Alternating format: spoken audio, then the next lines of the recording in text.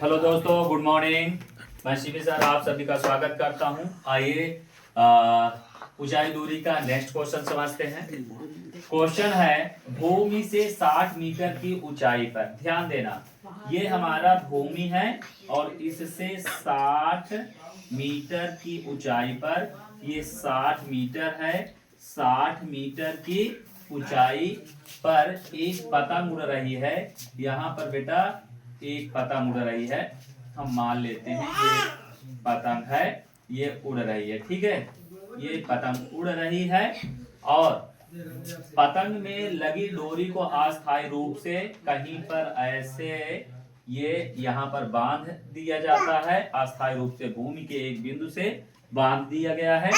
भूमि के साथ डोरी का झुकाव, भूमि के साथ ये जो डोरी का झुकाव है वो यहाँ पर कितना है, ये 60 अंश का है। कितने का है, 60 अंश का है। और यह मान कर की डोरी में कोई ढील नहीं है, तो डोरी की लंबाई यानी ये लंबाई हम मान लेते हैं x मीटर है, ये हमको ज्ञात करना है, ठीक है। डोरी की लंबाई हमको ज्ञात करना है। तो बेटा यहां से हम नाम दे दें A B C। तो हम मान लेते हैं कि माना डोरी की लंबाई, माना डोरी की जो लंबाई है वो है बेटा x मीटर, ठीक है। और 60 मीटर ऊंचाई पर है, ठीक है। तथा ऊंचाई ए बी बराबर जो है बेटा वो कितना है, 60 मीटर। और कोण ए सी बी बराबर कितना है, 60 अंश है। तो इसलिए त्रिभुज ए बी सी में, ठीक है, साइन 60 अंश बराबर, यहाँ ध्यान से देखना साइन ही क्यों लगाए बार बार, कोण के सामने की भुजा लंब मालूम है और ये सबसे बड़ी भुजा कर्ण मालूम है, तो इसलिए कौन सा सूत्र लगाएंगे, साइन थीटा। साइन थीटा बराबर होता है बेटा लंब बटे कर्ण।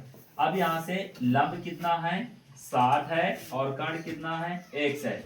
तो यहाँ पर ध्यान देना साइन 60 अंश का मान कितना होता है, √3/2 बराबर 60 बटे x।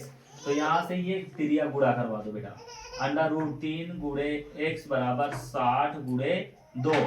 तो x बराबर 60 गुणे 2 बटे √3, इसका परिमेयीकरण करवा दो, √3/√3।